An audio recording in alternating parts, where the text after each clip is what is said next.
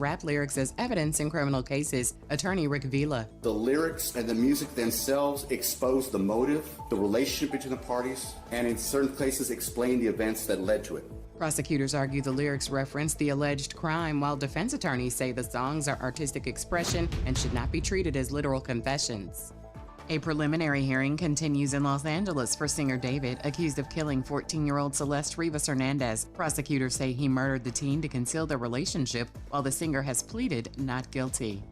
And Universal Pictures has set an August 6, 2027 release date for Snoop, the upcoming biopic about rap icon Snoop Dogg. Outer Banks star Jonathan Davis will portray the legendary artist. Get BIN News now, on demand 24/7 on the iHeartRadio app.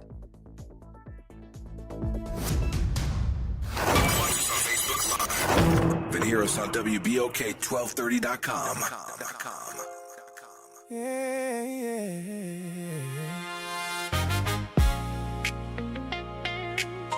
Late nights in New Orleans. Some voices entertain the city. Some voices changing. You already know who on the air tonight. Gerod. Gerard on the radio. Whole city vibing slow. Late night lights in New Orleans glow. Everybody listen close. Gerard on the radio. Truth in the speakers for sure. From the bayou streets to the corner store. Whole city locked in.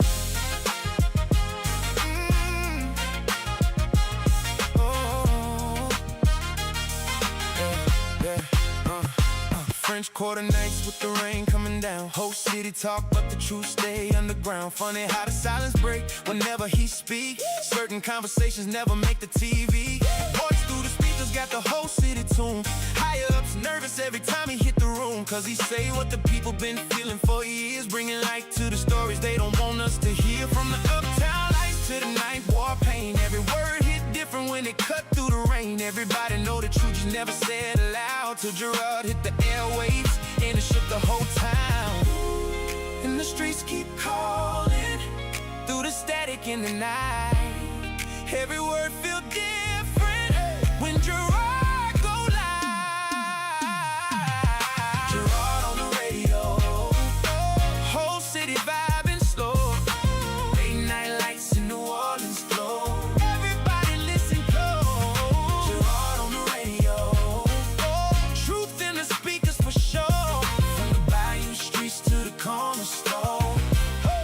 Whole city locked in. Streetcars roll while the city stay awake. Everybody got a story, everybody got a way. Funny how the phones go quiet when he name names. Funny how the pressure rise when he shift the conversation. He talks schools, streets, money disappearing. Backdoor deals that the public ain't hearing. Things get buried when the cameras don't roll, but the people tune in, cause Gerard let it unfold. From the jazz in the streets to the smoke in the sky. The wall ain't still fighting, still holding it high. And the city feels seen every time that he speak, cause the truth hit harder when it finally run deep. Now the whole town riding with the station on loud. Hands high while they sing every word through the crowd.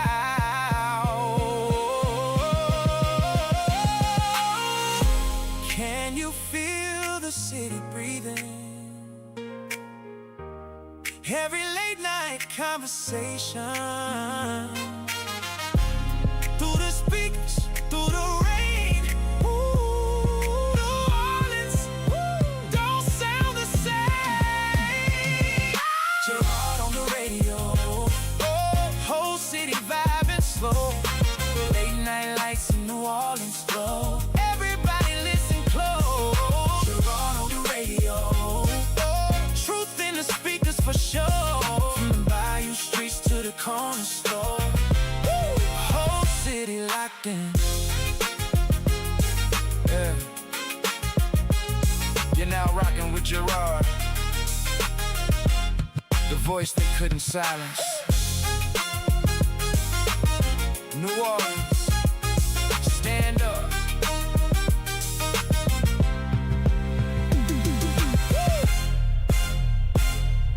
Yeah, that's what I'm talking about. That's what we're talking about. It's Thursday, everybody. What you say? Gerard Stevens with you, along with the extraordinary one, the one, the only, Suzette Bagnaris, the attorney extraordinaire. What you say? How you doing? I'm doing well, Gerard. Thank you for asking. How are you? How you feeling?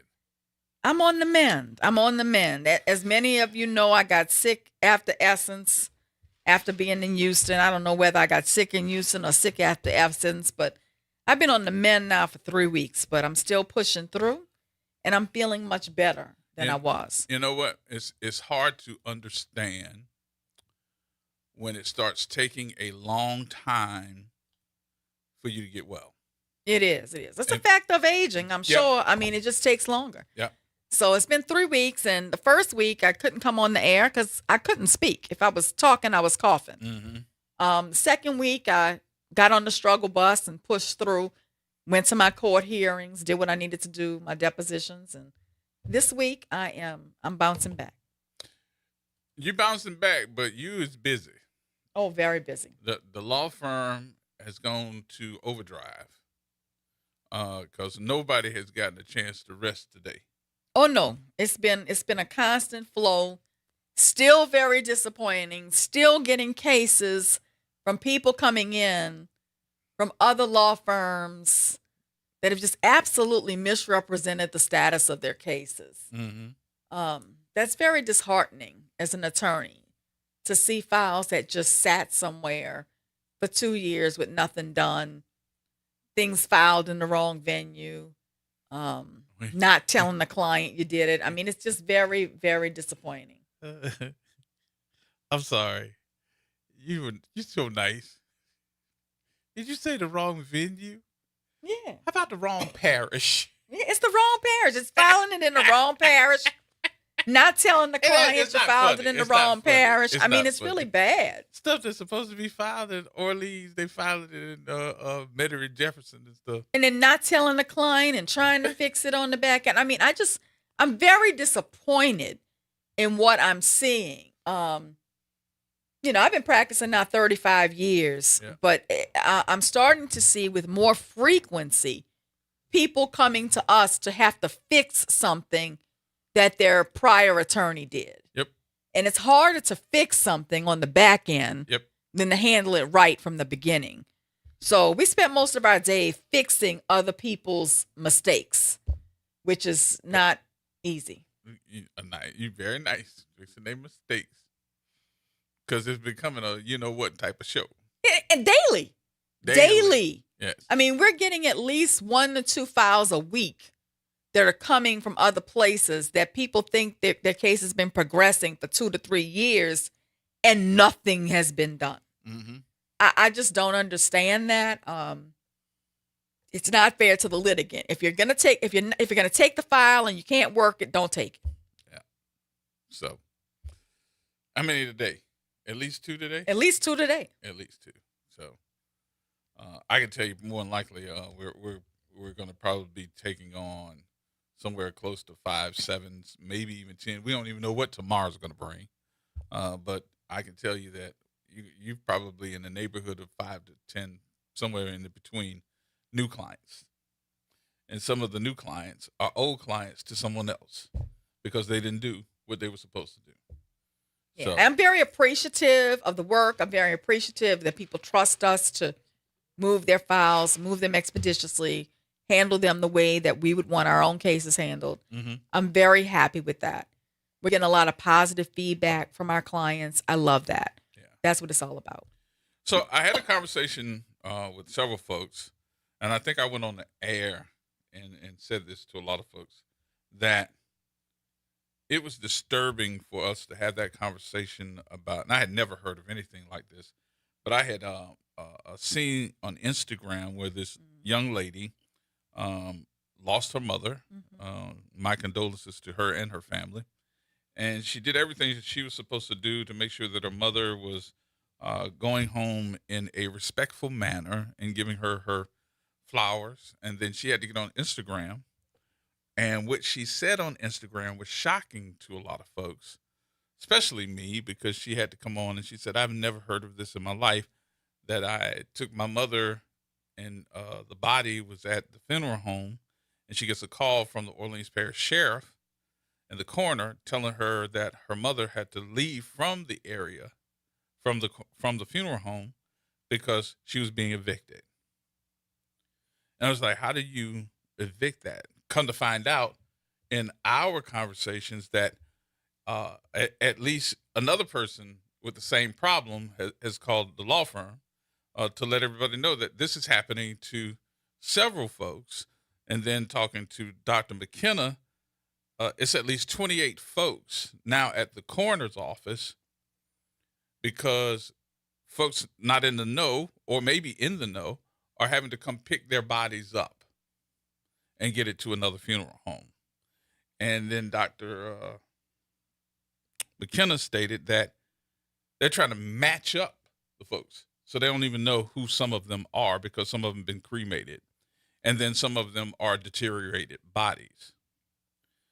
I hope that no one has to go through that. But one young lady that has been all over Instagram, and we talked to her, she's going to join us at 5 o'clock today on the air. So she's going to call in and give us the details of what happened. So she's going to be with us at 5 o'clock today. But in the other hand, we got a whole bunch of other stuff happening in this here drama-filled city, because we got folks punking out, folks saying they're going to do and not do. We even got folks setting fires. I was going to play the Ohio Players. Oh, you should. Yeah, we'll keep that. I think that's the perfect song. Can you find that Ohio Players fire for me? Yeah. That's the perfect song for today. So you want to start off? Go ahead. Sure. So, most of us never think about the jail unless we have a loved one there, unless we work there, or unless something goes terribly wrong. Mm-hmm. Unfortunately, something has gone terribly wrong again. What? Again. According to reports, deputies recently responded to a disturbance involving multiple inmates. Authorities say inmates allegedly set fires inside their cells, fought deputies, threatened to jump from an upper tier, and only days later, another inmate allegedly attacked deputies with a homemade 6-inch metal shank. Now just think about that for a moment. A 6-inch metal weapon inside a secured correctional facility. Mm-hmm. That should concern every taxpayer in Orleans Parish. The first question isn't who used the weapon. The first question is, how did the weapon get there? Weapons don't simply appear inside correctional facilities. They are manufactured, smuggled, stolen, or fashioned from materials that should have been identified as a risk before they became deadly. Every one of those possibilities raises serious questions about institutional security. Now, let's be fair. Operating a jail today is one of the most difficult jobs in law enforcement. The Orleans Justice Center houses individuals accused of murder, armed robbery, carjacking, domestic violence, drug trafficking, repeat violent offenders, individuals suffering from severe mental illness, people detoxing from drugs and alcohol, and many who have absolutely nothing left to lose. Corrections officers don't choose who comes through those doors. The courts do. The sheriff's office is responsible for safely housing whoever is committed to its custody. That is an extraordinarily difficult responsibility. We admit that. But difficulty does not eliminate accountability. Accountability, particularly when the new sheriff accused her predecessor of malfeasance, of ineptitude, of being incompetent. And here you are. And this stuff didn't happen today. It happened a few weeks ago. So where is the transparency? That happened July 5th.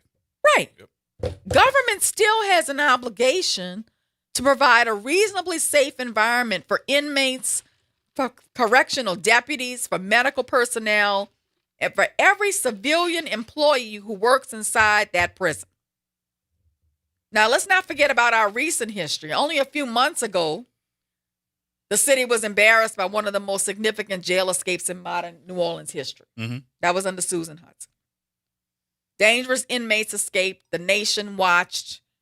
Questions were raised about staffing, infrastructure, supervision, maintenance, and security by Michelle Woodfork. Promises were made that if she was in charge, None of that would happen. none of this would happen. Reforms were announced. Now we find ourselves discussing fires inside cells, homemade weapons, assault on deputies, repeated emergency responses that are being secreted from the public. Mm-hmm. Are we solving problems or simply responding to one crisis after another? And why aren't we being transparent? Well, I could have sworn, and let me go back to something that you read in your story. And it says, inmates also fought each other and threatened to jump from a second-story mezzanine level. Because it is. When you go into the pods of the jail, you have the guard area where the guard goes in to look at the cameras and look at all the folks. And then the cells where they're being held is on the bottom floor, a bottom tier, and then you have a top tier, which is on a second level. I could have sworn that part of that, well, you know what? I say that I could have sworn, but I know that part of that updating the jail was the fact that Susan Hudson made it a point that somebody could commit suicide and jump off of that second tier and immediately hit the bottom floor, which is made out of stone. So what she requested to update that jail and make it more secure was to make sure there was a mesh on the second floor that stopped those wannabe jumpers from being able to jump down on the second tier floor. Nobody never replaced that at all. They never did anything to it. So, since nobody paid attention, and we're seeing now that somebody said they were threatening to jump from a second-story mezzanine level, you got what you paid for. And nobody was listening when they said, this needs to be updated. As far as who's doing what now, it took $1 million from you, huh? Let's go to break before I say something else.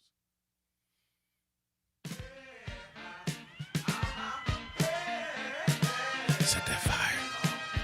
Let's burn it down. The mattresses, They never do that on the our watch. jumpsuits, They're not going to do that on the our watch. blankets, No. and styrofoam plates near staircase and You looking pod like 3E. Sugarfoot. You looking like Sugarfoot. Say All what? set on fire. Oh. Say what? What you say, Sheriff? Oh, girl. Oh. The way you walk and talk Really set sets me me off. off to a full long, girl. Yes, it does. The way you squeeze and tease. And knocks me to my knees. Then I'm smoking, baby. All right, go to break, bro. The way you sway.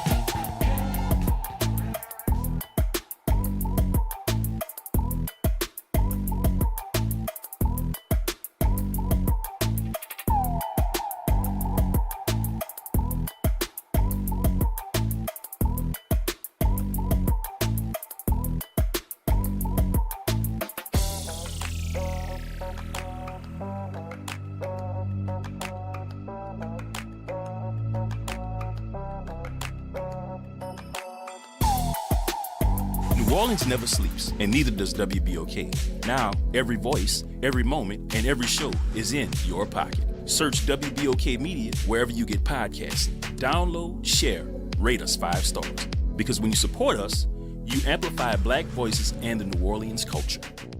We are the rhythm of the streets. The flavor in every dish. The story in every song. We are New Orleans Tourism and Cultural Foundation. We help artists build the future of New Orleans. Because when the culture thrives, our people thrive.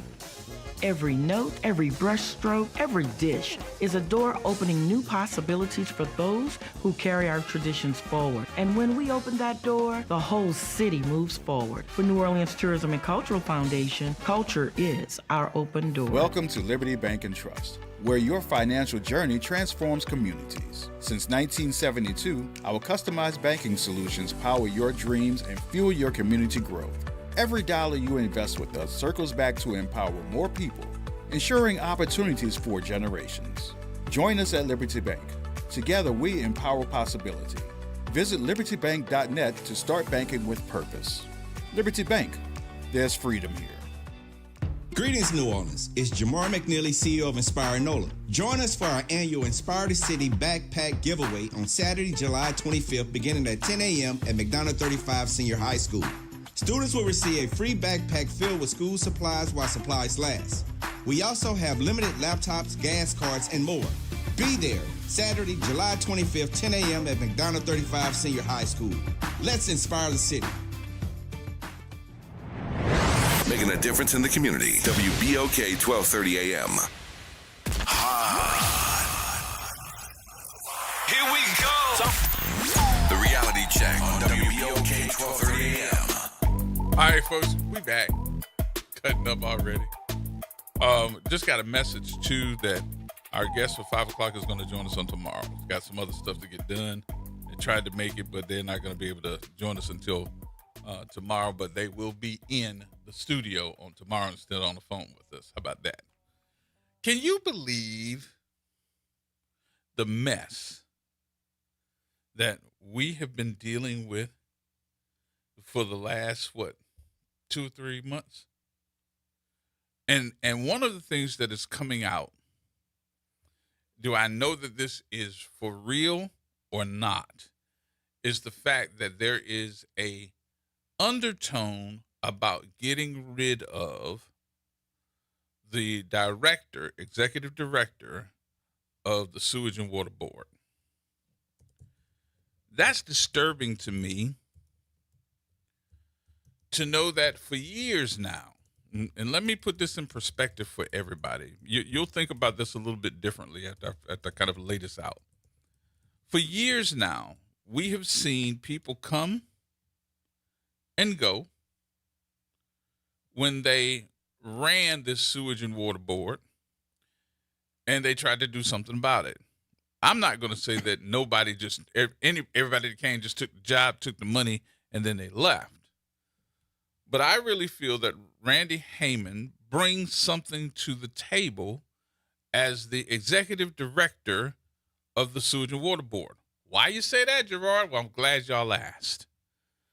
The number one thing is there has not been a challenge that this man hasn't taken on with this entity called the Sewage and Water Board that he has not fixed.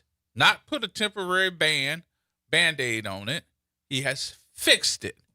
And remember, it was only several, months ago that we were dealing with at least 6 water mains that broke all at one time.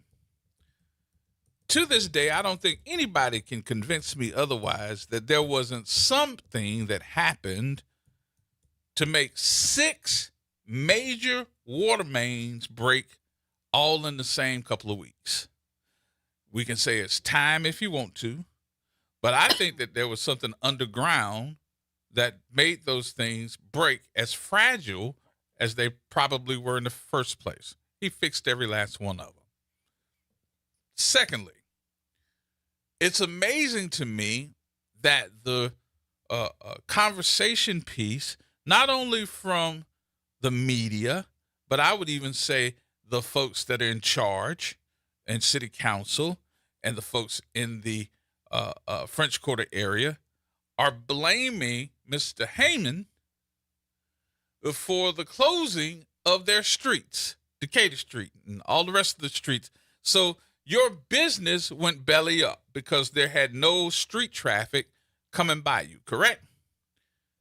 And then we turn around and we blame Mr. Amon for what has happened. But nobody said anything when we were talking about why those streets were closed. Because the city was scared they were going to lose the money because they set that money in a bank account and didn't use it to fix the infrastructure of the city in a timely manner. And instead of using that money to fix it section by section, they decided break the whole damn street up, because if we don't use this money in a timely fashion, we're going to lose it to FEMA. So they broke the whole street up and dug all up and down your business and not even worried about you so they wouldn't lose the money. When did that happen? Come on, somebody. Tell me the truth. Did it happen under his watch, or did it happen under the other guy's watch and nobody had nothing to say? But now that he's taken over, we gonna blame him. And it's just depressing to me to hear one black man say to another black man, August 1st is coming, and when we take over Sewage and Water Board, you might be gone. What black man said that to another black man? I know Randy Heyman. Mr. Hughes. Oh, Mr. Hughes. Okay. I thought you were trying to talk about Mr. Redbottom. No. Because I know he's supposed to be black. That disturbed me to hear you put that man's salary all out there in the atmosphere, which is already public knowledge anyway. Mm-hmm. But it was the fact that if you're that smart, so when he came here, Suzette, I asked him, can you give me your bio, what you have done, the accolades of things that he has done, the money he's going to secure at Washington, D.C. No other director of the Sewage and Water Board has ever done this before. He's gone up to Washington, D.C. to secure money for this complex 100-year-old system that we call the Sewage and Water Board. I've never heard of that before. But I'm looking around and saying the number of things, the number of cities that you've already been through and fixed theirs, yes, I'm going to pay you top dollar to come in here with that knowledge. Yes, I want you to fix it. The stuff that he's been challenged with, he has fixed. And I'm sorry, you're going to make some mistakes. So are we too bigoted that if he made a mistake or a decision that he made came out to be a mistake, that we need to get rid of him? Because if that's the case, the debacle that we're in right now with the state, with the attorney general and the governor, all y'all asses need to be shipped out of here on the daggone a shovel or something. Because if y'all are trying to sit up here and tell me that Mr. Randy made that bad of a mistake, what about you? Okay, I got off that. Well, the Sewage and Water Board is one of my favorite topics. The New Orleans City Council is openly questioning whether the Sewage and Water Board should eliminate the position of executive director, not just replace Randy Heyman. Eliminate the position entirely. That's a dog whistle. Council President J.P. Morrell has publicly questioned whether taxpayers are getting value for a position that pays approximately $427,000 a year, calling it a waste of money.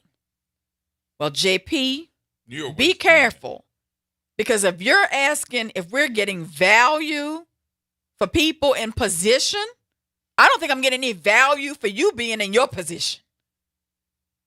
So be careful. Say it in culture afterwards. Let me clear my throat. Let me clear my throat. Councilmember Amy McCarron has joined the band. She confirmed the council is exploring the idea, and this comes just days before the council assumes expanded oversight authority over the Sewage and Water Board under the new state law. And then to sit there in front of that man and punk him as he is addressing the citizens of this city and the city council and say, August 1st is coming. Well, I mean, let's start. If you really want us to start questioning who we're getting the bang for our buck from, be careful. Now, let's separate emotion from analysis, because when people's homes flood, when their cars get ruined, when their businesses lose revenue, frustration is understandable. Citizens expect answers and they deserve answers. And elected officials should be asking hard questions. But here's my question. Are we solving the problem with the Sewage and Water Board, or are we looking for someone to blame? The Sewage and Water Board didn't just become dysfunctional yesterday. Right. And it didn't become dysfunctional in the 12 months that Randy Heyman has served as the executive director. Mm-hmm. Its problems didn't begin in 2025. They didn't begin, yesterday. The Sewage and Water Board has struggled for decades. Mm-hmm. We're dealing with aging pumps, broken water mains, boil water advisories all the time, billing scandals, drainage failures, power failures, deferred maintenance, a century-old infrastructure. And those problems span multiple mayoral administrations, multiple city council administrations, multiple boards, multiple executive directors, and multiple citizens who have come and gone. So if we're serious about reform, then I would suggest we need to redo the entire Sewerage and Water Board. Mm-hmm. Okay? I don't think we have the right experts on the Sewerage and Water Board. I have said this time and time again. The Sewerage and Water Board is one of the most technically complex public utilities in the country. New Orleans' geography, much of it below sea level, means the city depends on an integrated system of pumps, canals, power generation, drinking water, wastewater treatment, and flood control.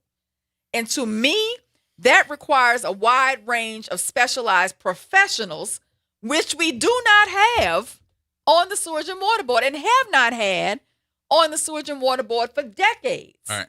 You have political appointees that don't know jack shit. Ish. Okay? I mean, this is ridiculous. This is supposed to be professional. They need civil and hydraulic engineers. That is essential. These professionals design and evaluate drainage canals, pump stations, flood control systems, water distribution, sewerage infrastructure, and stormwater management. If your drainage system isn't functioning properly, They don't know jack what?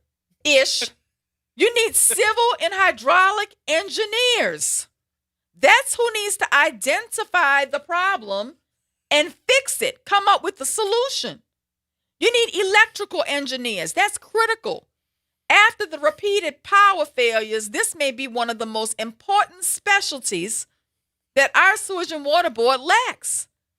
An electrical engineer will oversee electrical substations, backup power, pump controls, switch gear, SCADA systems, emergency generators, and electrical redundancy. A drainage system is only as reliable as the electricity powering it. But yet we don't have electrical engineers managing the pump stations. We need mechanical engineers. Every pump will eventually fail, particularly when they're the age that our pumps are. And mechanical engineers oversee pump maintenance, bearings, motors, turbines, mechanical reliability, and they do preventative maintenance. We need utility operations professionals. Large utilities require executives who have actually run complex utility systems. We need an asset management specialist. We don't have that. Why don't you just say asset? We need data analytics and SCADA experts. We don't have that. We need emergency management professionals on the Sewage and Water Board because New Orleans faces hurricanes, tropical storms, flash flooding, power outages, and heat emergencies. Clearly, y'all don't seem to understand what other cities in other parts of the country understand. You need to have the right professionals running the Sewerage and Water Board. Stop putting these political appointees who are your friends, your neighbors, your cousins on the Sewage and Water Board. See that? And hire some people who are true experts in the field. Moving Randy Heyman ain't going to do nothing for us. Getting rid of the position of executive director is not doing anything for us. You are just shuffling titles around and trying to find somebody to blame for your lack of insight in hiring the right professionals to run the Sewage and Water Board. All right, let's take some folks here. Gracie? Gracie? How y'all doing? Good. How you doing? I'm doing real well, real well. I'm calling from Mississippi. Oh, okay, cool. What part? Up near Cholula, on the other side. Oh, really? Well, welcome to the show. How you doing? Yeah, I've got a family of beavers living out back. They might do a pretty good job for y'all down there. Oh, okay, cool. Bring them on down. We need them. Okay, can I get one of them on the Sewage and Water Board? You probably can. Are they related to one of the city council members? Yes. Well, I bet somewhere down the line, you know how things go. Well, look, if they're related to a council member, or they're friends, or their kids attend the same schools, or they're their neighbors, I'm certain they can get on the Sewage and Water Board. Okie dokie. Well, I'll let them know to come on down there because great people in New Orleans need some help. And they do a real good job around my part. All right. I'm not trying to make y'all laugh. I love y'all. All right. Thank you much. Okay, bye-bye. All right, Purple. Hey there. So there's fire burning in the jail, so more than the rats are high, huh? The rats are high. And the jail is on fire. The jail is on fire. How insulting people were to the former criminal sheriff, and now they are having more problems in their short amount of time thus far. Now, what I wanted to call on is this. You have the connection, the family affair that was on the council last now you got one that's council at large, one that's the mayor, and one that's the city attorney, because I understand that Mr. J.P. Morrell is married to one of Jeruso's cousins. When you talk about the salary of the CEO that went to $325,580 from when it was $243,901, a grand increase of $81,679. How can you explain that? More waste. Well, when you say how do you explain it, I don't have to. Ain't nobody questioned it. I don't have to explain it. They're not really trying to fix the Sewage and Water Board. They're just rearranging the furniture. I tell you this, we're in a big mess, and at this point, with this new law, go ahead and clean house. I hope they catch all their damn emails and phone records. Let us know. We deserve to know. Y'all have a good one. All right.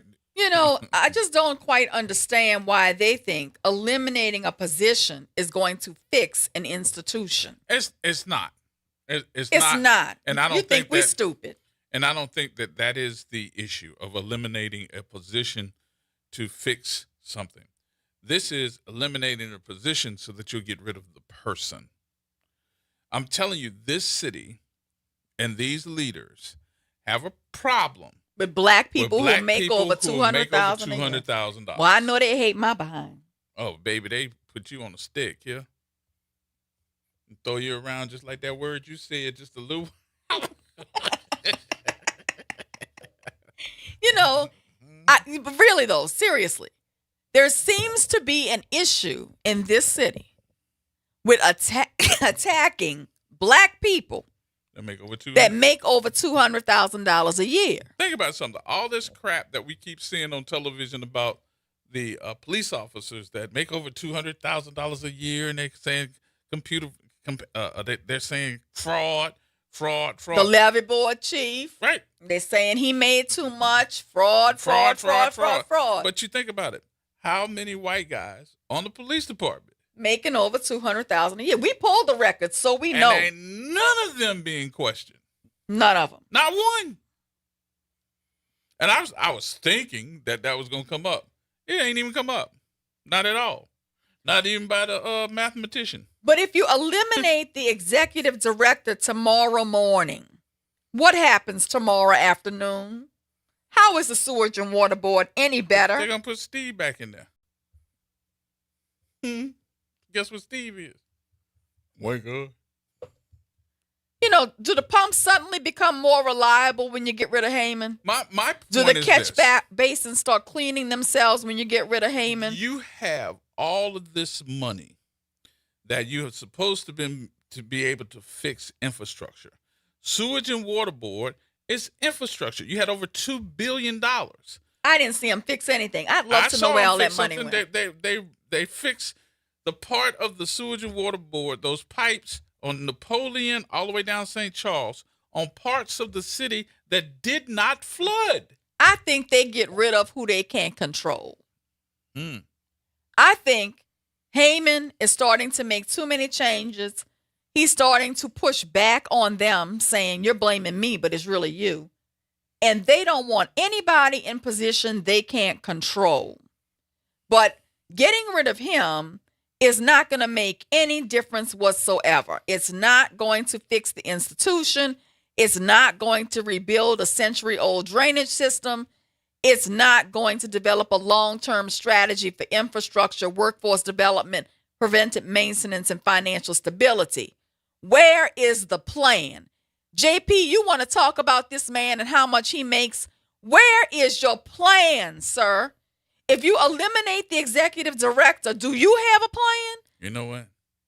Let's hear from him in just a minute. I'm talking about Mr. Redbottoms. Mr. Redbottoms is not going to call into this station. We'll hear from him in just a minute, y'all. Everybody hold tight. Tell somebody to tune in. I know he's not calling you because he can't stand you. Mr. Redbottoms is coming up next. All right, let's take the break and we'll come right back.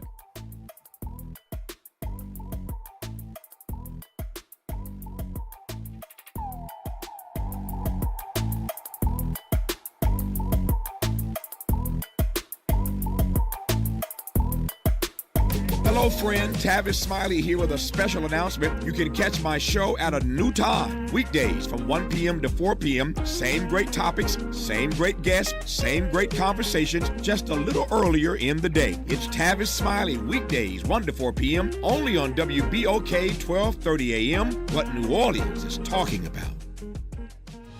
Step back in time and experience the moments that shaped our world at the National World War II Museum, located in the heart of the Warehouse District in New Orleans. This world-renowned museum brings history to life, telling America's story in the war that changed everything, why it was fought, how it was won, and what it means today.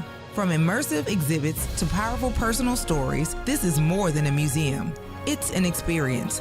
Plan your visit today at nationalww2museum.org. World War II Museum, where history lives. Did you hear the news? Dr. Clark's 101 The Living Classroom has a new time. Catch us now every Wednesday at noon. Same program, same great conversations.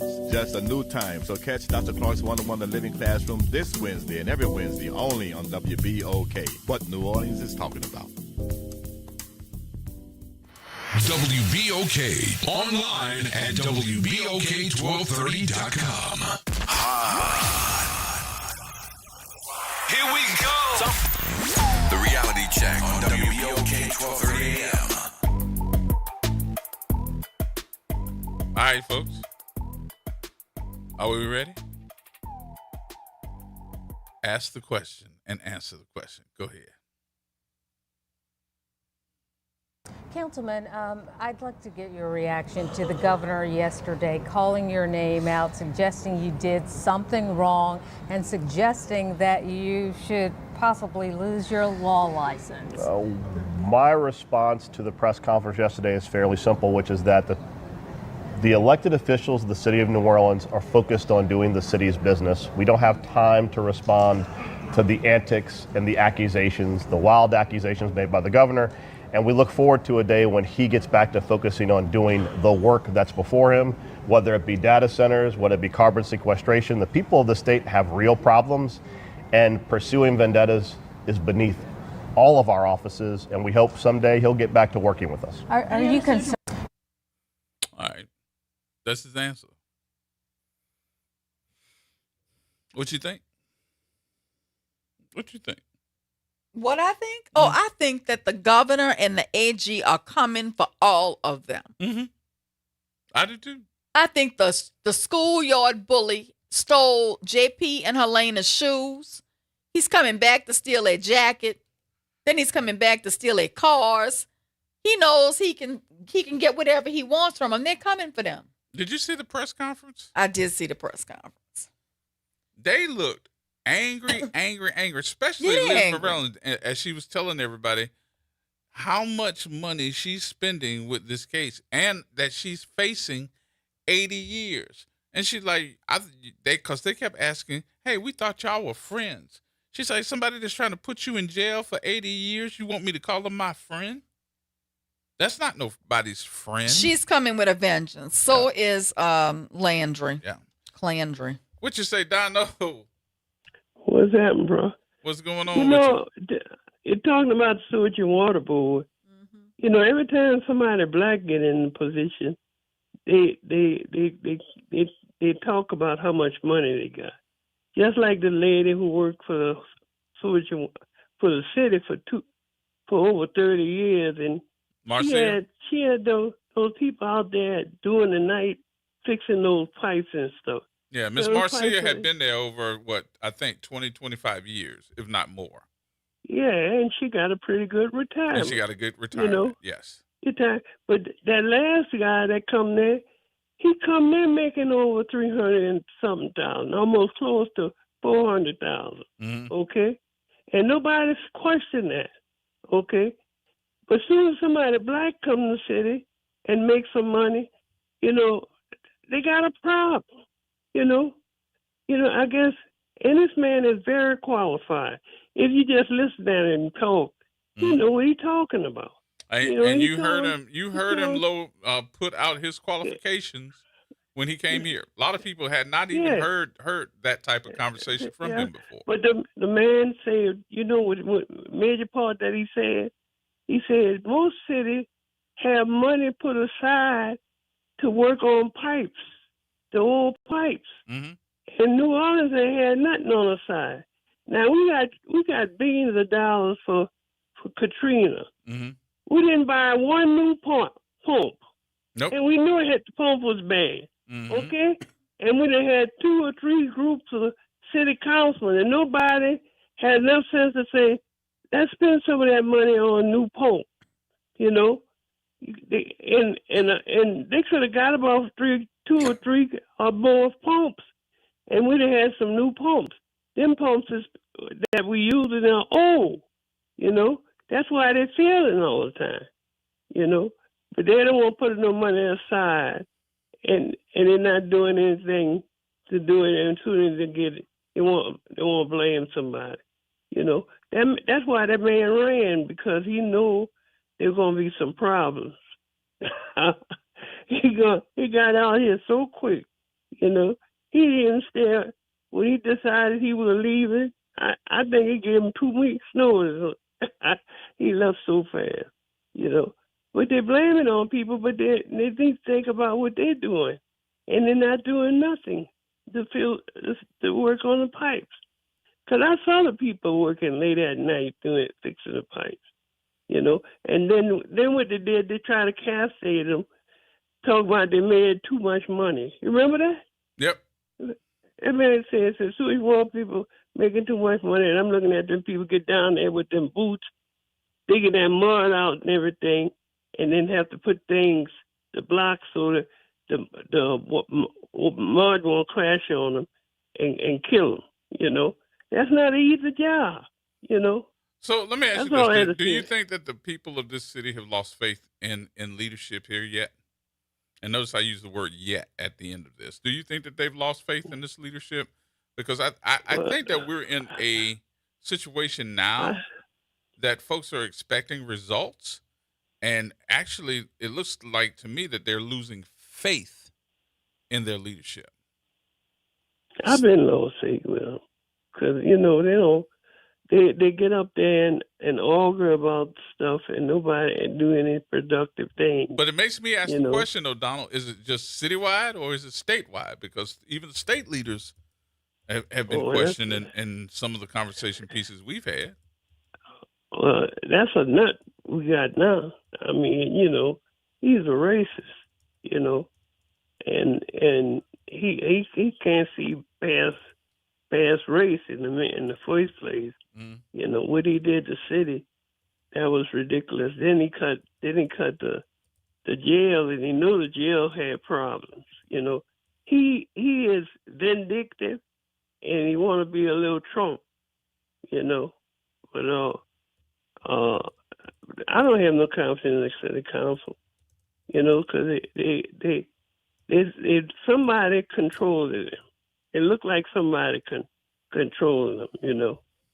They can't make a decision for themselves. Okay. And all right. But if we're talking about getting our money's worth, the CEO of the city of New Orleans, his annual salary is $285,000. Are we getting $285,000 worth of money out of Gio Russo's role?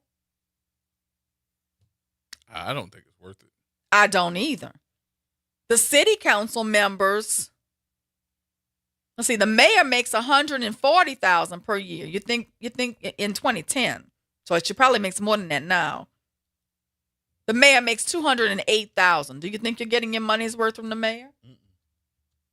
The city council members make about 80, in the mid 80s each. Do you think you're getting that from them? Yep. I can remember when the salaries for city council persons was somewhere close to about maybe $85,000. Maybe up to $86,000. And that's not at large. I mean, that's just a regular city council person. You feel like you're getting your money's worth since JP wants to say, are we getting value for our buck? No, I do not. I don't think that we are getting $200,000-$300,000 worth of work from these folks to say that this city is financially unstable, problems with some of the entities like the police department. I don't understand how in the world we have a city that has so much to give and we're always broke, but we find money with whatever they want to do. We find that money.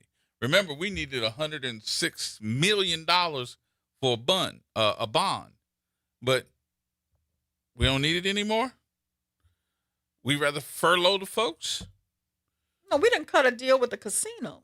We want to do that too, but we're still on furloughs. And now it looks like it's going to be year-round furloughs from people that only make $20,000 to $30,000 or $35,000 a year. And you guys are making $200,000 and $300,000? All right. Maybe it's me. So no matter what. That's $595,000 a year we're spending on the 7 council members. Close to $600,000 a year we're spending on 7 council members who, for the most part, ride around the city, coming to events to take pictures with people.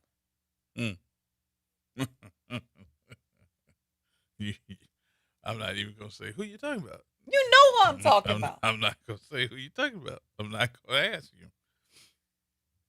You waiting for me to ask you, huh? I don't like that face because I know what that face means. Ask me, G. Ask me. No, I know you. Same color as a frog. See? All I'm saying is we got 7 members of the New Orleans City Council collectively earning about $600,000 a year. Times 4. What do you mean times 4? They're in there for 4 years. Oh, yeah, times 4. I want a refund.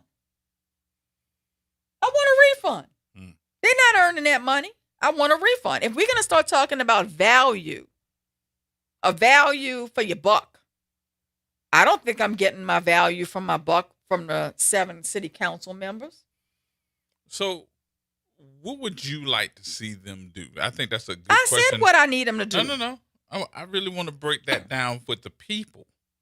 Or saying, you count, don't get me wrong. Mm-hmm. But I want to hear what these folks are expecting from their city council persons.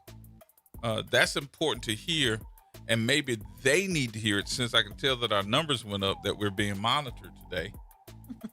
So let's let the folks that are monitoring us hear you say it. 504-582-9422. We're being monitored, so let them hear you. Come on, get the calls going. They hating, but they taking notes. Taking notes. Let them take notes. I guarantee you, somebody's listening. We'll hear about it later on. Get the phones ringing. We'll take the break here to get you some news, and we'll come back after 5 to have some more conversation next.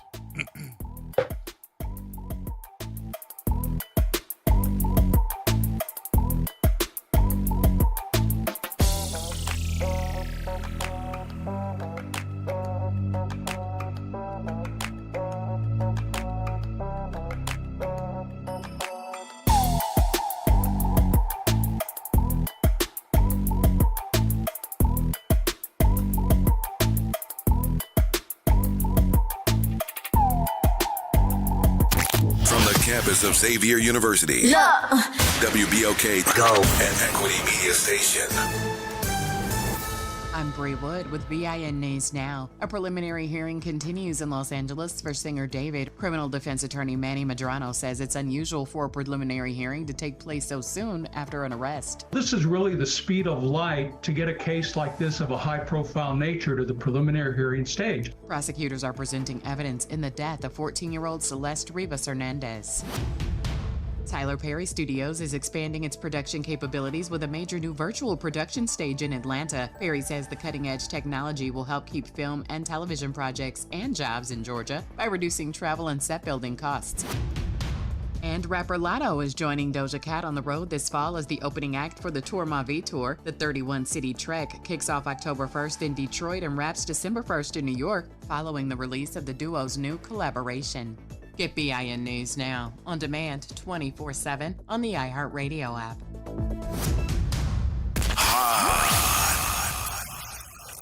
Here we go. The reality check on WBOK 1230 AM. All right, folks. I'm asking for a refund. I'm downloading porn. There's a reason why they don't want them cell phones shown. That's what we're talking about. The folks in the leadership. What's on their cell phone? Why they don't want people to see their phone? What y'all doing on them phones? I said they probably download. She said they download. What kind of screenshots you got going on? Who you talking to that you're not supposed to be talking to? It's called Pornhub. Because y'all folded way too fast for people who don't have nothing to hide. Hey, Big Daddy, what you watching? Hey, Big Mama, what you watching? And what you doing, Galloway? Galloway. Pump the brakes. I don't be doing none of that stuff now. My phone wide open. Everybody can see my phone, including Jesus. I ain't got nothing to hide. No. That's funny. I want to say this. Since y'all want to get rid of Mr. Randy Heyman, Mr. Randy, before you go, call Jeff Landry and Liz Morrell and tell them all of them. Tell them, drop the bottom. Do a Nino Brown. Stand up and say, this is bigger than me. Tell them when you seen Helena on that Brokeback Mountain trip. Tell them when you seen J.P. Morrell in the corner sitting over there like a gimp watching. Tell it all on all of them people before they fire you. Don't play no games with these folks. It's a sad day in the world when you want to get rid of a black man, an educated black man, a black man that's doing what's right. But when the governor, Mr. Charlie, say something, JP, you was shaking like booty meat when they told you about the governor, what he said about you. Now you just want to let's just get along. No, Billy, big boy, say something now. You scared of Jeff. Jeff got you shook like you were on a plantation. And Helena, we already know you don't know what the hell you doing. See, all you're doing is sitting there causing confusion. You use black people. Where are them black folks now, Helena, that was behind you? They scared of Jeff Landry too? I ain't scared of him. But I'm not in your corner, Helena. I hope all y'all get fired. Fire everybody. Randy, Michael, Tito Jackson, all y'all get fired. I'm sick of y'all. I hope every single one of y'all lose y'all job. This is not a game. You're going to talk big and bad to this black man that's actually trying to work it. But the governor and that Jim Crow Attorney General, Liz Morrell, it's like Candyman. You say their name 3 times, they coming to see you. And Liz Morrell, you sitting up there, no federal oversight on desegregation? Why don't you segregate LSU football team? How about that? Now, y'all have a good day. Galloway up out of here. It's time to get in the hot tub and get me a 40. All right, then. On the 40. There you go, Galloway. Mm-hmm. I need JP to get off Instagram trying to be Captain America, and I need him to come up with a plan. If you want to fire this highly qualified black man and get rid of the position of the executive director on the Sewage and Water Board, I need your next Instagram post to tell me how you're going to reduce the flooding, how will pump reliability improve, how will the operator training change, how will catch basin maintenance improve, how will response times for the Sewage and Water Board be measured, how will success be evaluated 1 year from now, what is your plan to update the infrastructure, are you going to put true subject matter experts on the Sewage and Water Board? Make that your next Instagram post, Professor Red Bottoms. And will you stop giving the same folks contracts to repair these motors, these pumps? Because it's amazing to me that, which has not been discussed, is that the same folks are getting these $200,000-$300,000 contracts to put Band-Aids on these pumps. I have more confidence in Heyman fixing the problems with the Sewage and Water Board than I have with our city council. And I don't think that Mr. Heyman is here to play. And what I like about him is the fact that he's been steadfast the entire time. When somebody questions him, he stands up in front of the whole world and lets them know, this is what happened. Here's what we do. When somebody asks him to come in front of the city council, he's sitting there with his team saying, hey, this is what we're doing. And then sitting there in the face of threats, because last time he sat there, they said, oh, yeah, 1st of August is coming. Don't forget that either. I was like, what does that mean? Sounds like they're threatening him. That it is. They are.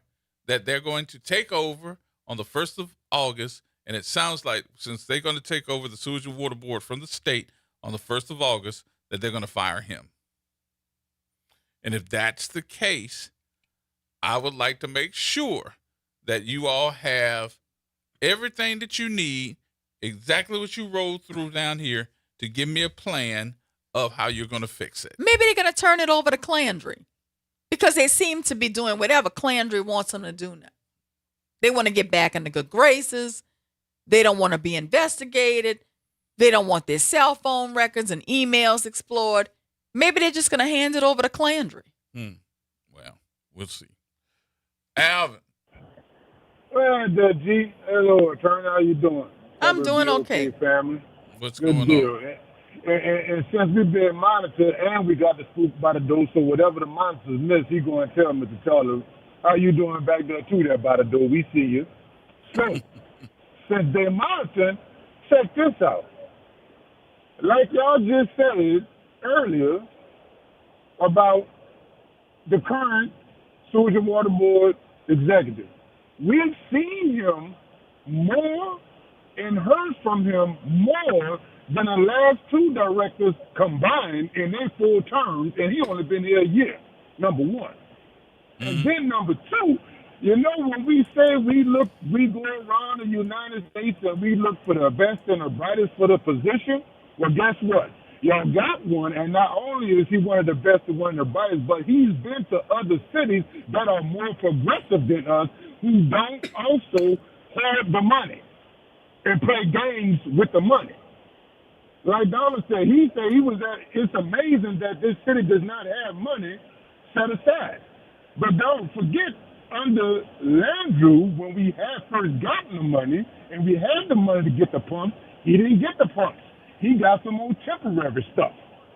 Did we forget? Look, the bottom line is, I don't care who the executive director is.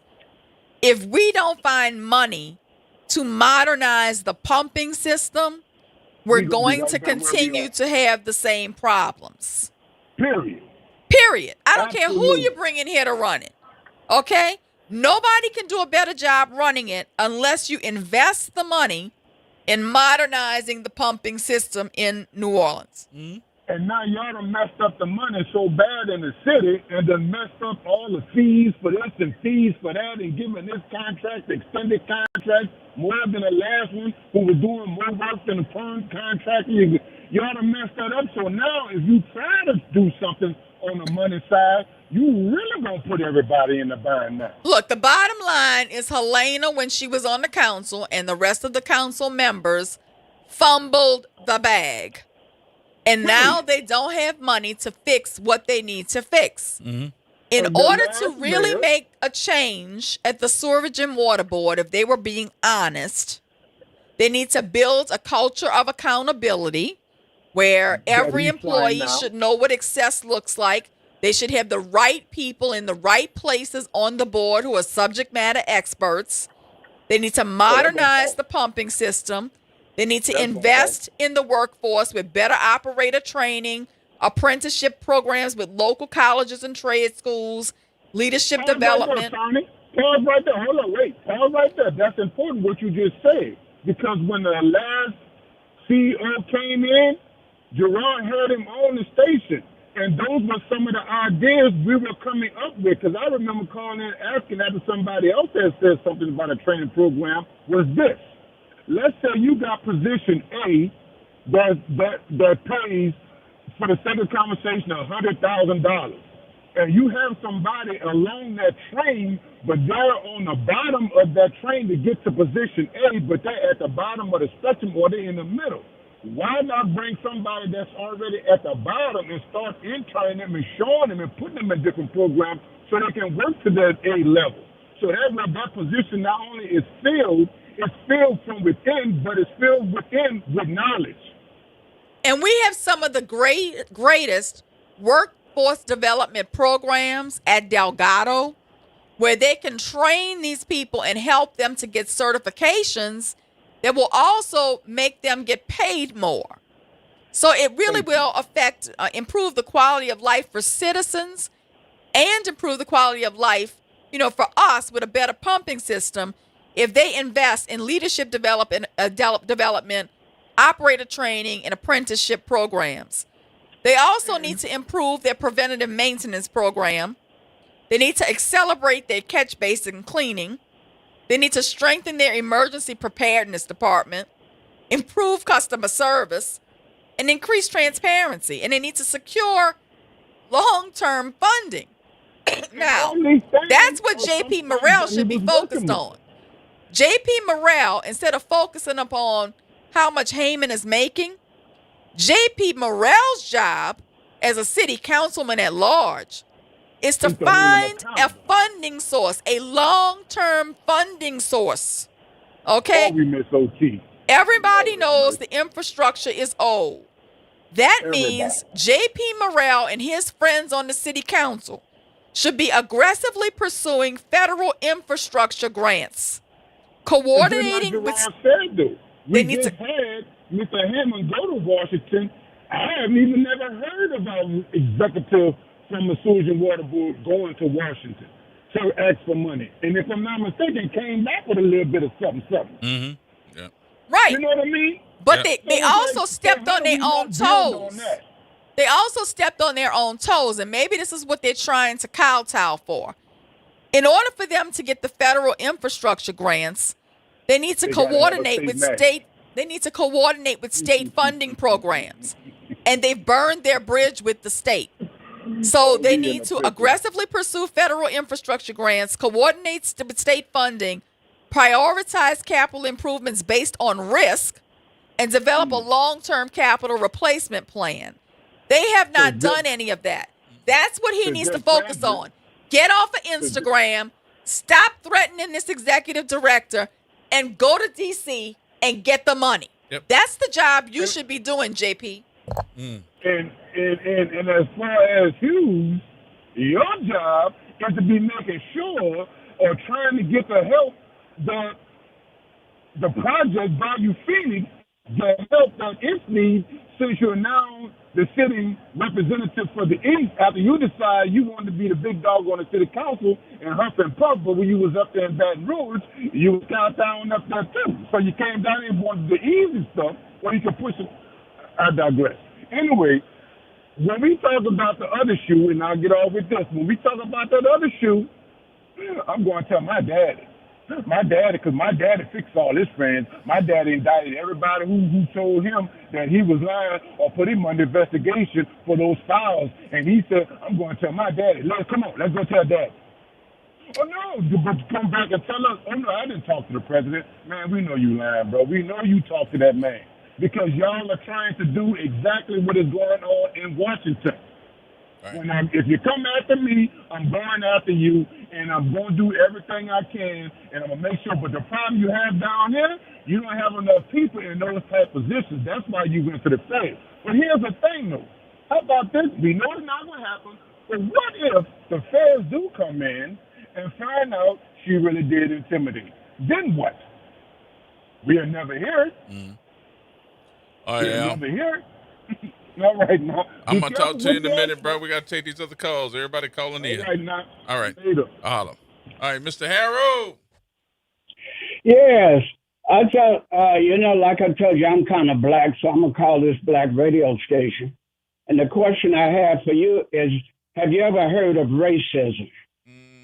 Every once in a while, it kind of raises its ugly head. Every once in a while. But, yeah, kind of heard of it. And I've been investigating your co-host, and let me tell you what I came up with, that she's kind of smart. So anyway, my son and I, we put roofs over people's heads.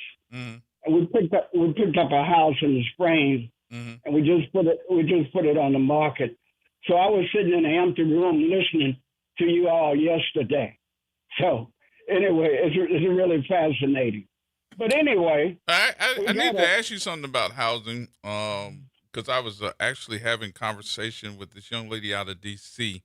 That secured, I forgot her name, but she secured over $310 million in housing that she's going to put folks in affordable housing. I told her that I wanted to do something to that, so she said, "You can, you really can." And one of my friends, Lewis, he actually wrote a lot of the Hanno and the HUD, book for survival. He wrote it for him. And one of the things that I always wanted to do was to take those folks that are renting, that think they can afford to have their own homes, because Hanno and also HUD has a program that you actually can take the money that they're paying for rent and put it toward their own house. Right. So anyway, there are 52,000 people in Houston here in need of housing. Mm-hmm. So, yes. So anyway, and the competition is high. So I remember the time with people, you drive by an old house and whatnot, and you just, kind of turn your nose up at. But everybody, not everybody, but people are in need of housing, and it goes on. But anyway, one reason I called you today, my wife is Louisiana born, and today is her birthday. So she doesn't like me to come on the radio. She told me don't mention her name. So, but we wish her happy birthday. Happy birthday. Hold on one second. Rebecca, can you hear that? Happy birthday to you. She said, she's waved. She said, okay. She said, thank you very much. Mm-hmm. But anyway, we're going to have celebration for 2 days. And life is good, if I can say that on the radio. Yes, you were talking about a black person making $100,000 a year. I know some black people that make $100,000 a day and more. But anyway. But we're talking one about thing more so that the folks that's making over $200,000 a year. That seems to be a problem in this city. The credibility is always being questions about a person that seems to be black that makes over $200,000 a year, and that seems to be a big problem here. Yeah. Well, that's, what can I say? That's so sad. So let me tell you another thing. My wife's mother left our house here in Houston, and we launched from this house. In other words, we come here and we spend a few months, and then we go back to Los Angeles, and we spend part of the time here in Houston and part of the time in Los Angeles where we live. Mm-hmm. So anyway, we were coming in, we're 7 miles from downtown. And my son and I, we were coming in from the house that we were working on in Spring. And he told me to look over there. And there was a camera. Have you heard of these mock cameras or whatever you call them? Hello, can you hear me? No, I have not heard of that. The flock cameras. You have not heard of that? No. But anyway. Oh, flock? The flock cameras? Yes, flock. I'm familiar with that. Yeah, okay. Yeah, they law enforcement uses them in real time to locate vehicles that have warrants on them. Well, what has happened, and it was on television here, they've been putting some of these things in parks and whatnot. They track, if you're walking, they track you.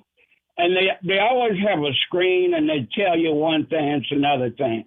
But these cameras can pick up a scratch on your car. So anyway, your license plate, anytime you pass that camera, the camera's going to pick up your license. Correct. So anyway, Miss McNorris, I know you're familiar with River Oaks. That's where the good I spend a lot live. of time in River Oaks when I'm in Houston. That's one of my favorite areas of Houston. Well, it's where the righteous people live. So anyway, they had put up some in River Oaks. So it came on television that somebody went and took hacksaws and cut them down. So anyway, you have in Louisiana, you have the data center, the largest one in the world, is being constructed in Louisiana. And over the television here, there's no environmental report. Your governor was on, what do you say the words? I don't speak English. Sanctioning them and whatnot. And they said the center will use as much electric as the whole city of New Orleans, and the water that it uses, and the noise that it makes. And it's in the same parish from the gentleman that actually did the bill that was going to cut down on the number of judges in the city of New Orleans. So it is really something more, I'll say more than you know. Now, my sister-in-law was on a plane from your place, Mr. Gerod, in North Carolina. Yeah, to Detroit. And she happened to sit next to a so-called white woman. I say so-called because there's no such thing as a white person. So, and they had a conversation. And this woman was one of the subcontractors that builds these things. And she said that a part of it is so secret, they will not allow her to know, how can I say it, relate to it or know about it. But most people, a good number of people, have no idea what is taking place in this country. Yep. So I thought I would just holler at you a little bit. For me, life is good. And each day that you wake up, it should be a better day. Yep. And it's the way you plan it. And I'll always say, what you do 2 people or 4 people will come back to you. Yep. You all have a good evening. My son said, I wonder, talking about Miss Manera, said, I wonder if she ever stops talking. But anyway, I love educated black women. Oh, one other thing I want to tell. One of my cousin's daughters just passed the California bar. Oh, she's good. 27. She's 27 years old. What's her name? So, hold on a minute. No. You can tell us later. You can tell us another time when you call. Yeah, Because we got to take our break. Yeah, okay. You all be as good as you are. You too. Stay as good as you are. All right, Mr. Harrell. Take care. Bye. All right, more coming up, y'all. We got to take our break.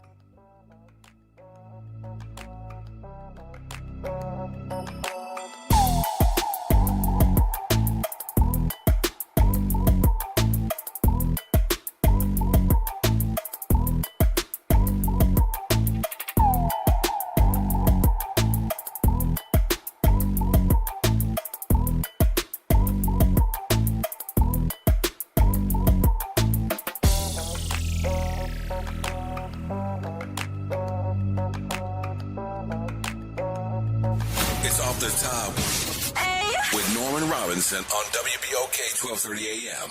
In nearly 50 years of covering Louisiana's justice system, I have never witnessed the indictment of a sitting state attorney general by an Orleans Parish grand jury or by a grand jury in any other Louisiana parish. That was big news. Then came even bigger news.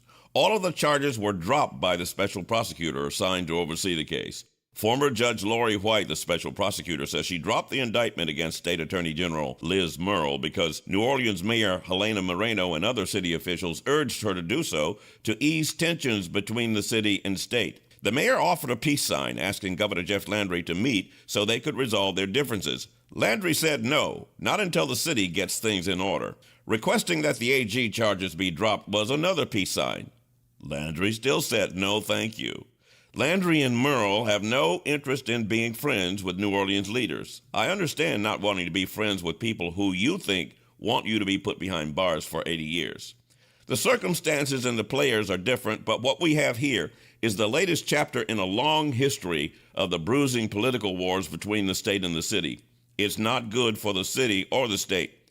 Who knows how this latest drama will play out? What matters is whether this legal grudge match helps citizens who want leaders who will improve their quality of life.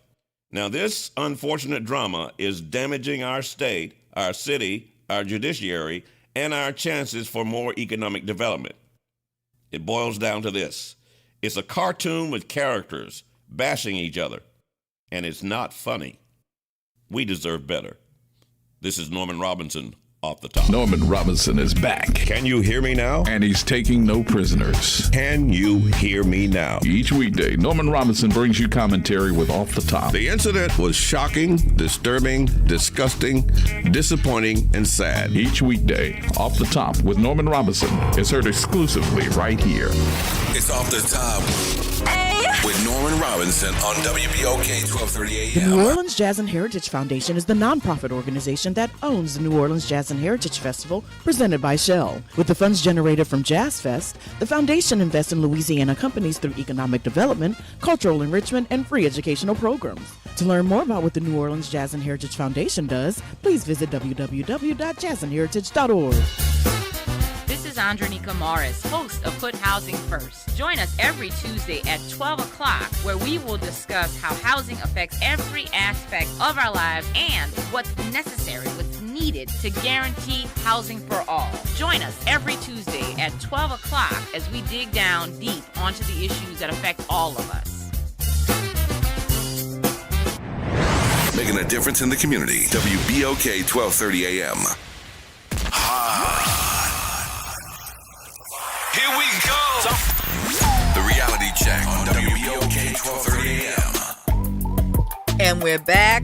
It's WBOK 1230 AM on your dial, 107.1 FM on the FM station. So we're back. You know, I guess one of the things that I struggle with as my children are now grown and moving out of the city of New Orleans, out of the state of Louisiana, looking for opportunity, is how can New Orleans still grow? How can we get over all these struggles we have and make New Orleans viable again?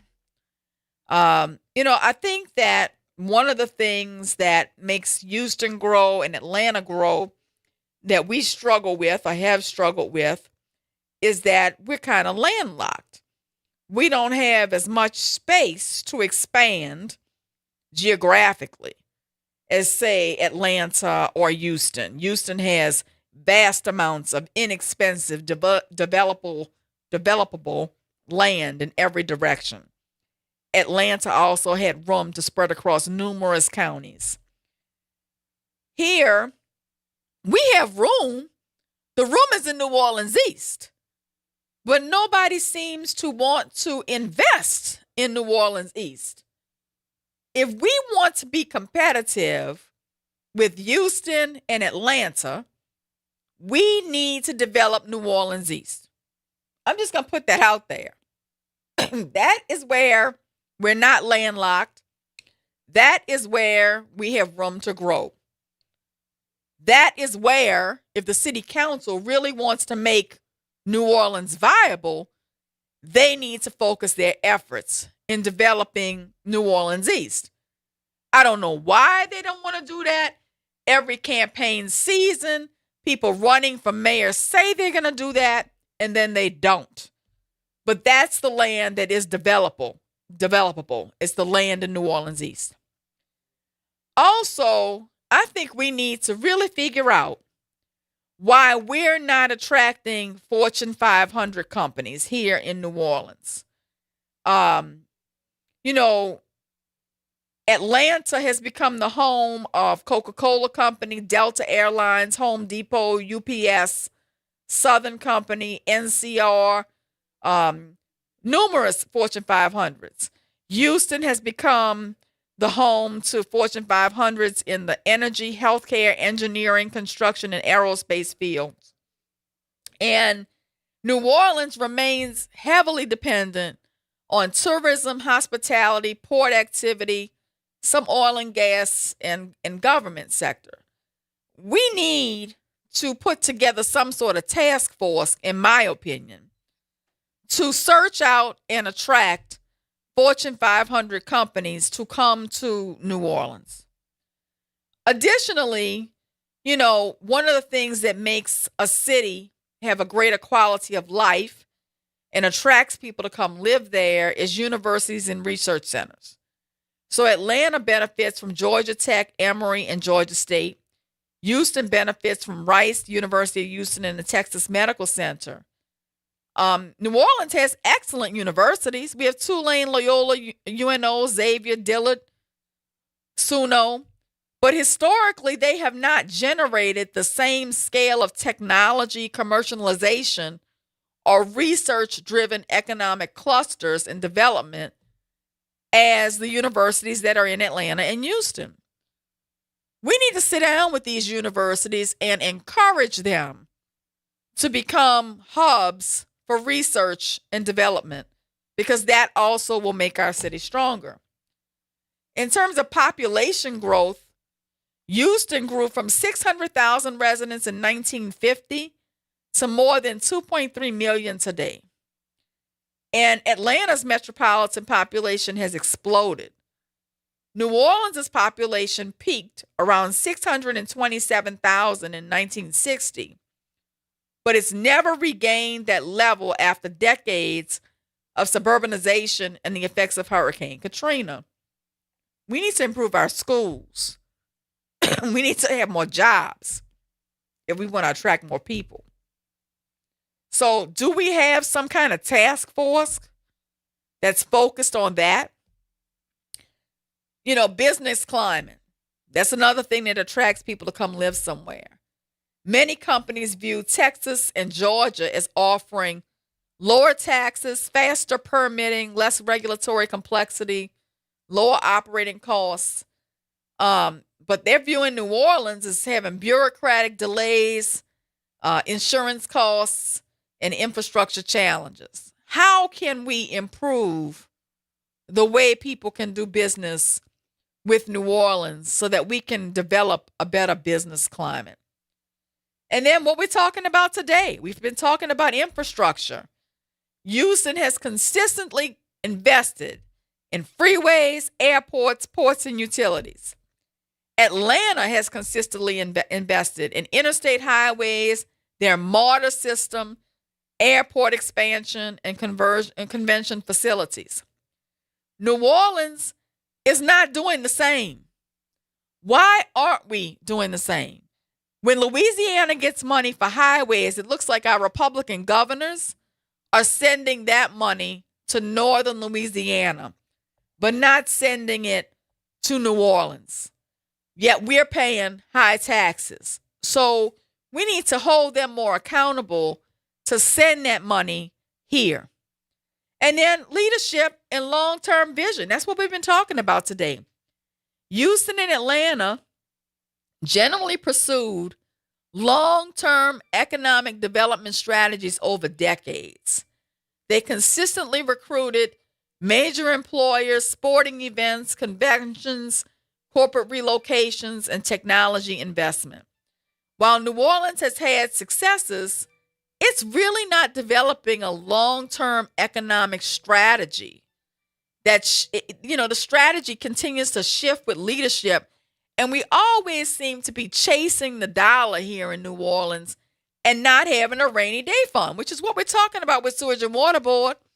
We don't have a rainy day fund to fix our pipes. Why is it that these other cities are able to get a rainy day fund and invest in their infrastructure, and we're still struggling here in New Orleans to keep money in the bank just to keep the lights on, just to keep the streets from flooding?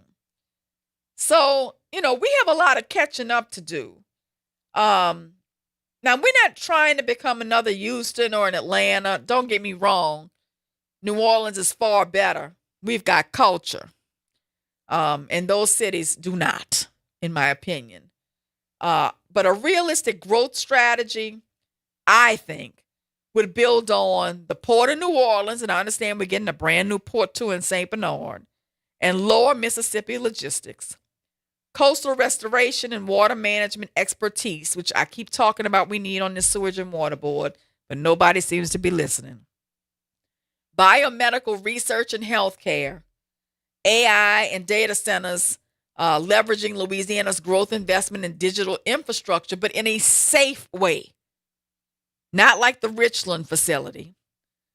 Film and creative industries. Look, we've got the culture to be booming here. We need to really look at that and get more investment there. We can't continue to just depend on tourism and hospitality. And that seems to be the only thing we keep in our back pocket to focus on here. Entrepreneurship and small business development. Why aren't we doing more to help our small businesses here in New Orleans? Atlanta did not become Atlanta overnight. Houston didn't become Houston overnight. Those cities made decades-long investments in infrastructure, airports, universities, and economic development. New Orleans has extraordinary assets. We've got a world-class port, a unique culture, leading universities, and I think an unmatched quality of life. The question isn't whether New Orleans can copy Houston or Atlanta. We don't want to do that. The question is whether we can build a long-term strategy that turns our own strengths into sustained economic growth. But the question of the week, the question of the month has been, how can we do this now that we've burned the bridge with Baton Rouge? We need the state needs us. And it's like we're two married people, but we're not speaking in a household right now. I don't know how we mend these fences in a way where we're not looking like we have just given in to a bully. I don't know how we level the playing field where there's mutual respect between the leaders of the state and the leaders of this city, such that we can sit down at the table and do what's best for Louisiana and New Orleans. I really don't like the way we gave in, and I've made no secret about that. Can we get to a table where we are talking from a position of mutual respect instead of threatening one another or giving in to a bully and looking like a coward? Do we have the right people at the helm to do that? Where do we go from here? Because we're not going to grow with this current governor and the current president unless we can find a way to sit at the table and utilize the leadership of the state to help us to get economic development here in New Orleans. But, you know, New Orleans may be geographically constrained, but New Orleans East still has substantial land, interstate access, and proximity to industrial and maritime assets. But I don't see any of our leadership in the city of New Orleans trying to focus on developing New Orleans East as a way to develop New Orleans economy. I just don't see it. I'm sorry, I'm just coming back. I was having a conversation with, speaking of new stuff, I'm not even certain that anybody knows that we have a new general manager. No, we ought to talk about that. We need to bring him in here so they can have some conversation with the folks. Yeah, we are moving in a new direction here at WBOK. We have a new general manager here. Go get Ron. Go get him. Yeah, and I tell you, he's got some great ideas for the station, for the direction he wants to take it. We're very excited to hear the plans that he has and the energy he brings to the job. I'm really feeling good about it. And he's a homeboy. And he's a homeboy. You know, right there from Pontchartrain Park. Yep. So, Brandon's stupid. No, Brandon, you're wrong about that. You're wrong about that. But I do have to say, you know, having sat down with him, he brings a lot of energy, intelligence, experience, and I am excited about the direction that he is going to take the station. And I think you'll be seeing more of us in terms of community engagement. He's really strong on that in terms of business development and partnering with other businesses throughout the city so that they can help us and we can help them. He believes in black radio. And he believes in black business. And he believes in black business. And that is important, especially with all the different folks that are listening to this show. Absolutely. And that need to be advertising on this show. Right. Because you can best bet that the conversation piece is always being talked about. You can't even walk somewhere because you're like, oh my goodness, you know, you got to stop and talk to somebody. Oh, absolutely. Look, everywhere we go, people come up to us and they say, look, we really appreciate the show. We really appreciate the tough issues you tackle and all that. But, you know, in order for us to be here, we really need the support of the community. We really do need the sponsors who are willing to advertise with WBOK because that's what helps to keep the lights on over here. It helps to keep this black radio station going in a region where there really isn't a lot of alternatives in terms of black media. So I made it a point to sit down. I've done it several times. You're very much aware of this too. Sit down with Ron and have Ron Bartholomew is our new general manager. And I told Ron, I said, Ron, you know, this station was on fire when we were doing creative stuff. And that creative stuff included what a lot of folks have been asking for, especially business-wise, with like, you know, Small Business Thursdays, bringing it back and doing live remotes and making sure that we're out here, you know, touching these businesses that can't afford, you know, $10, $15, $20, $30,000 advertising schedule, but need to know that a radio station can help them. And now that not only are we 12:30 a.m., we're 107.1 FM as well. So if you turn that on, you know, and we're on YouTube. Yep.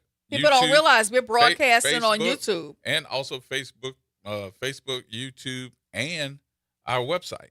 Right. So a lot of folks may not be, you know, going up and saying, hey, you know, I can't hear you here. I got folks that listen to us in other parts of the world. Mr. Harold's one of them. Mr. Harold's in Houston. He's listening to us. We got folks in Los Angeles. We got folks in North Carolina. DC. Maryland. Yep. Everywhere. But let's touch these folks and these businesses, small businesses that need us the most. So I'll throw this out here right now, and we'll see can it work. And what I throw out here is, let's find a small business that you and I next week, if not next week, the week after, can go out and do a live broadcast, do our show live at that business, and be able to tell everybody that has a small business. Now, don't bring me no small business that's not no small business, but a small business that needs help, that can come in and have a sit down. I don't want broadcast from the food truck. Why not? Food trucks is a small business. You ain't never had no food from a food truck? I have, but I don't want to go that small. But okay. We'll go that small. That's a big business. Okay, all right. Live from the food truck. Henny Penny. Henny Penny. Don't want to go to the food truck. Yes, indeed.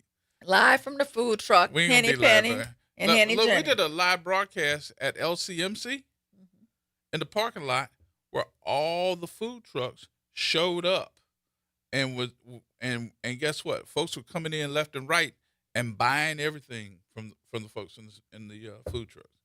Okay, well, if you want us to come to your small business, let's do a food. Let us know, and we will come. Let's do. We're a food also truck, toying. We're doing a live. You don't want to hear that, huh? Friday night. Not yet. We're talking about it. We're talking about it. Yeah. We're talking about it. We're talking about it. Like don't throw it out bring there it yet. back like a whispers. Yes, indeed. Y'all just don't know. Her and her husband, they get down. They dance. We're going to be broadcasting live from the cigar bar. Oh, Lord. The cigar bar is packed, y'all. It is packed. I got to say that. I thank y'all for that, too. And we're going to go over to the vault. We're going to have some fun over there, too. We got to call Barry and just set it up. Barry is waiting for us. And just the folks that you know, it is now to know where to go. Because everybody's looking for something. I want to go to Juanita's. Juanita's burrito bus? Juanita's the little bar. Okay. I thought you were talking about Juanita's burrito bus. Okay. You and the food trucks. You got a problem with the food trucks. Look, I'll go wherever y'all want me to go. We're going to go to a break right now, so let's go to break. We're going to go to a break. We're going to see if we can get Ron in here. They might say go to hell, but yeah, yes, indeed. No, we don't want you to go there. More coming up, y'all. Everybody hold tight.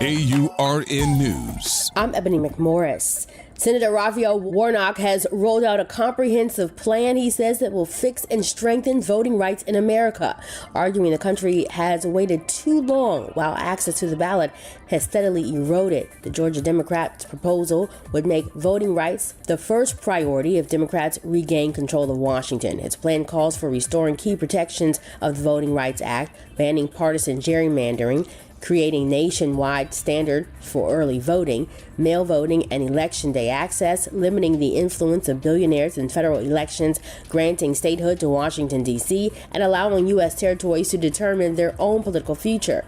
Warnock wants Congress to investigate officials accused of intentionally drawing political maps that weaken black voting power, saying voters deserve accountability when district lines are manipulated for political gain. For AURN News, I'm Ebony McMorris.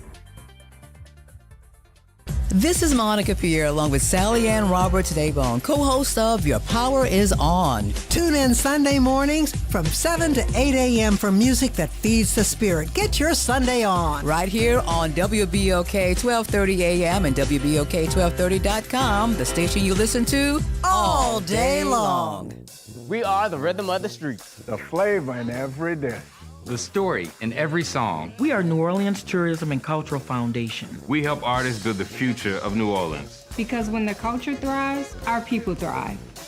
Every note, every brushstroke, every dish is a door opening new possibilities for those who carry our traditions forward. And when we open that door, the whole city moves forward. For New Orleans Tourism and Cultural Foundation, culture is our open door. Greetings, New Orleans. It's Jamar McNeely, CEO of Inspire NOLA. Join us for our annual Inspire the City Backpack Giveaway on Saturday, July 25th, beginning at 10 a.m. at McDonough 35 Senior High School. Students will receive a free backpack filled with school supplies while supplies last. We also have limited laptops, gas cards, and more. Be there Saturday, July 25th, 10 a.m. at McDonough 35 Senior High School. Let's inspire the city. Did you hear the news? Dr. Clark's 101, The Living Classroom, has a new time. Catch us now every Wednesday at noon. Same program, same great conversations. Just a new time. So catch Dr. Clark's 101, The Living Classroom this Wednesday and every Wednesday only on WBOK. What New Orleans is talking about. From Gentilly to New Orleans East, WBOK is what New Orleans is talking about. WBOK. Here we go. The reality check on WBOK 1230 AM. All right, folks, welcome back. Welcome back. Miss Pam, what you say? Thanks for holding on. Hey, y'all. How you doing? Good.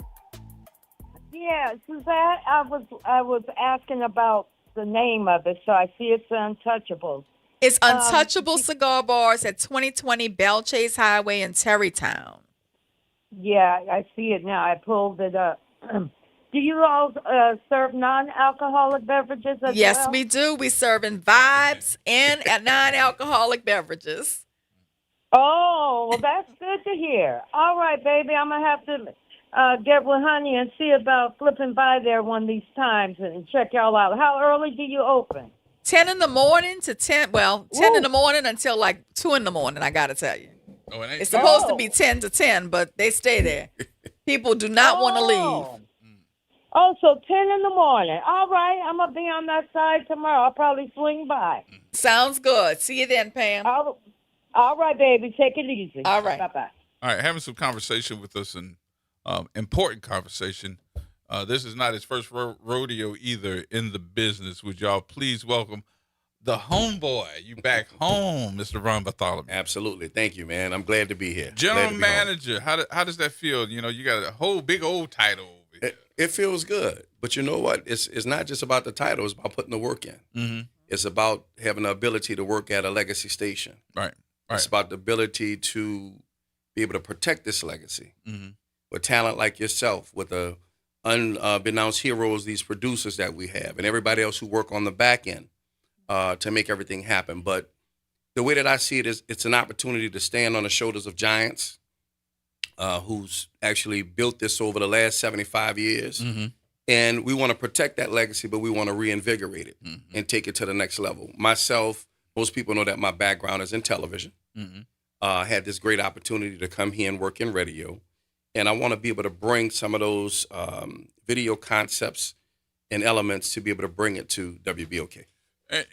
In broadcasting today, you know, a lot of folks, which challenges, I'll say that, challenges, especially for AM, has been, nobody listens to AM, not improvements over the years. But one of the things that helped AM is the translators, which we do have an FM signal now, which is 107.1.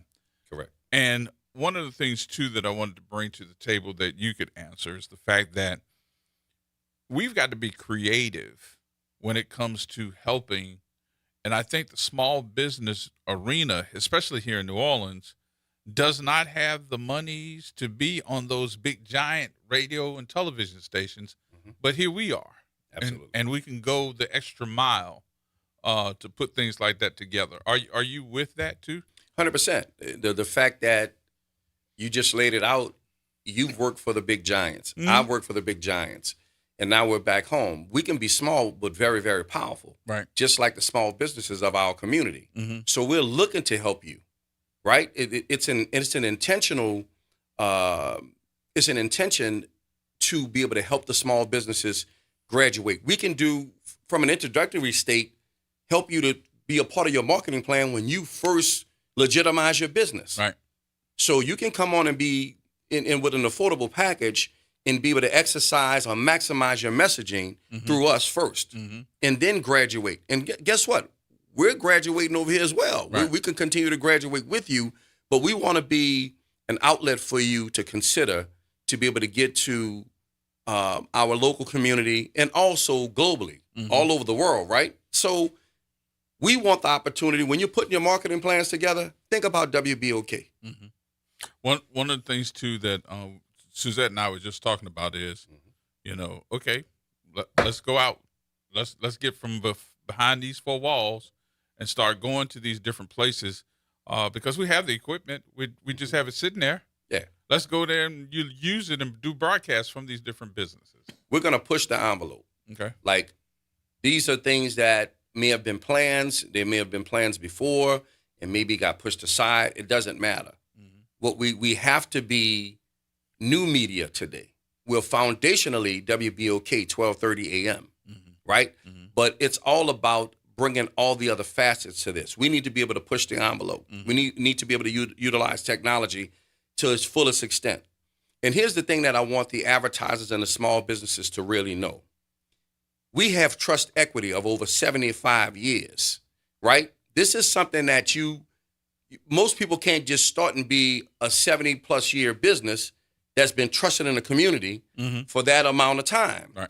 But when you advertise with us, you have the ability to be able to borrow that trust equity from us. If we're aligning ourselves with you, we're working together in partnership to help elevate your brand. And guess what? Advertising keeps our lights on. Yeah.